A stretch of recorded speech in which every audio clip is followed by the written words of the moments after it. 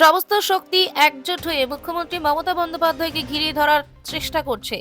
দেবী দুর্গার উদাহরণ টেনে এমনই কড়া বার্তা দিলেন তৃণমূল কংগ্রেসের মুখপাত্র দেবাংশু ভট্টাচার্য। রবিবার বিকেলে বাঁকুড়ার গঙ্গাজলঘাটি ব্লকের রাধামাধবপুরে আইএনটিটিউসি কাপ ফুটবল প্রতিযোগিতার চূড়ান্ত পর্বের খেলায় উপস্থিত হয়ে বক্তব্য রাখতে গিয়ে বিরোধীদের তীব্র ভাষায় আক্রমণ করেন তিনি।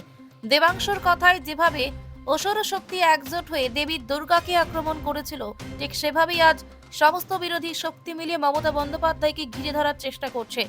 বিরোধীদের উদ্দেশ্যে দেবাংশু ভট্টাচার্য বলেন, বামাসুর, জটাসুর আর পদ্মাসুর এই তিন শক্তি একসঙ্গে হলেও তারা বাংলার মানুষের নেত্রীকে হারাতে পারবে না। বক্তব্যের সময় সরাসরি নাম না করলেও সদ্য তৃণমূল থেকে বহিষ্কৃত বিধায়ক হুমায়ুন কবিরের দিকেও তার ইঙ্গিতপূর্ণ আক্রমণ ছিল বলেই রাজনৈতিক মহলের মত। দেবাংশু আরও দাবি করেন, 2026 সালে সমস্ত শক্তি একজোট হলেও শেষ হাসি হাসবেন মমতা বন্দ্যোপাধ্যায়।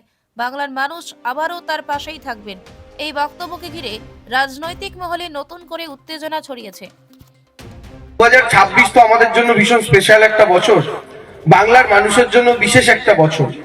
কারণ আজ থেকে 2-3 মাস পর বিধানসভা নির্বাচন, এবং এবছরের বিধানসভা নির্বাচন কতটা স্পেশাল আপনারা জানেন। সমস্ত শক্তি নিয়ে মমতা বন্দ্যোপাধ্যায়কে ঘিরে ধরার চেষ্টা হচ্ছে। যেমন অসুরেরা সমস্ত শক্তি নিয়ে মা দুর্গাকে ঘিরে ধরার চেষ্টা করেছিল, অসুর বারবার রূপ বদল করে এসেছিল, কিন্তু ফাইনালি তো দুর্গার কাছে হারতে হয়েছিল। তো অসুররা বিভিন্নবার রূপ পাল্টে পাল্টে আসছে। 11 বামাসুর, 16 জটাসুর, মাথায় হাত আর কাস্তে নিয়ে। 19 থেকে শুরু হলো পদ্মাসুরের দাপট, মাথায় পদ্মফুল। একটুখানি লড়াইতে পদ্মাসুর ভেবেছিল 2019-এ জিতে যাবে। তারপর 21 পদ্মাসুর 19-এ যখন ভাবলো আমি জিতে গেছি, তারপরে 21-এ দেবীর কাছে হারলো। আবার 24-এ পদ্মাসুর ফিরে এলো অন্য রূপ নিয়ে। এইবার 26-এ এই বামাসুর, জটাসুর, পদ্মাসুর সব কটা মিশেছে, একটাই শক্তি হয়ে আসছে লড়াই করতে। আর এরা আবার নিজেদের অনেক ছোট ছোট শক্তি তৈরি করছে, কোনোটা দক্ষিণ 24 পরগনায়, কোনোটা মুর্শিদাবাদে। এই সমস্ত শক্তির বিরুদ্ধে একা একজন মহিলা লড়াই করছেন। তাই আমরা বলছি, এই যে এই খেলাধুলার সাথেই সম্পর্কিত যে একটা অসম খেলা, আপনারা ফুটবল খেলছেন, একটা টিমের সাথে একটা টিমের লড়াই। ক্রিকেটেও যখন খেলাটা হচ্ছে 11 ভার্সেস 11, ওদের সাথে আমাদের যে লড়াইটা চলছে তাদের তফাৎ একটাই, ওদের যে গোটা টিম, সেই টিমের সব বড় বড় প্লেয়ার।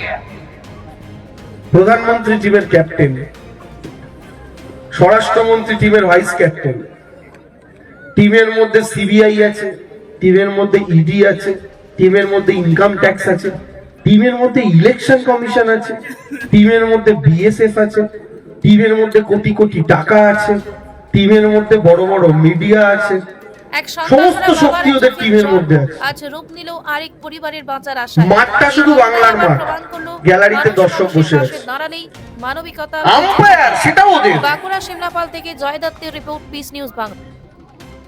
ব্যাট এনেছে ওরা, উইকেটটাও এনেছে ওরা। ছোটবেলায় দেখতেন না, দুটো টিমের মধ্যে খেলা হতো, আমরা যখন ছোটবেলায় খেলতাম, যে ছেলেটা ব্যাট আনতো ওকে জীবনে আউট করা যেত না। ওর ব্যাট, ওকে যদি আউট করে দাও ব্যাট নিয়ে বাড়ি চলে যাবে, খেলাই হবে না। তো ব্যাটের, উইকেটের, গ্লাভসের, বলের, 11টা প্লেয়ারের, সবের। আর উল্টো দিকে খালি হাতে আমাদের একটাই প্লেয়ার মাঠে আছে, 5 ফুট 2 ইঞ্চি হাওয়াই চপ্পল পরা একটা মহিলা।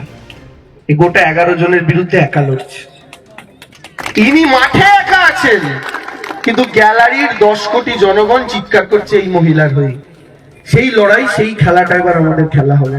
এই যে এত সুন্দর দুটো কাপ রাখা রয়েছে, একটা কাপ এখানে ফার্স্ট যারা হয়েছেন পেয়েছেন, সেকেন্ড যারা হয়েছেন তারা পেয়েছেন। এরকমই 2026-এর বিধানসভা নির্বাচনে বাংলার মানুষের আশীর্বাদের যে কাপ, সেটা আমরা প্রত্যেকে বিশ্বাস করি আমাদের দিদি পাবেন, এবং দিদির যে টিম রয়েছে আমরাই সেটা পাবো। বহিরাগত শক্তিকে বাংলার বাইরে আটকাবো, যারা বাংলার সংস্কৃতি নষ্টের চেষ্টা করছে, বাংলাকে, বাংলার মাটিতে দাঁড়িয়ে বাংলা ভাষায় কথা বলা যারা ভুলিয়ে দিতে চাইছে, বাংলার মাটিতে দাঁড়িয়ে বাঙালির উৎসব পালন যারা ভুলিয়ে দিতে চাইছে, তাদের বিরুদ্ধে এই লড়াইটা আমাদের প্রত্যেককে জিততে হবে। পিস নিউজ বাংলা, সত্যের পক্ষে, শান্তির পথে।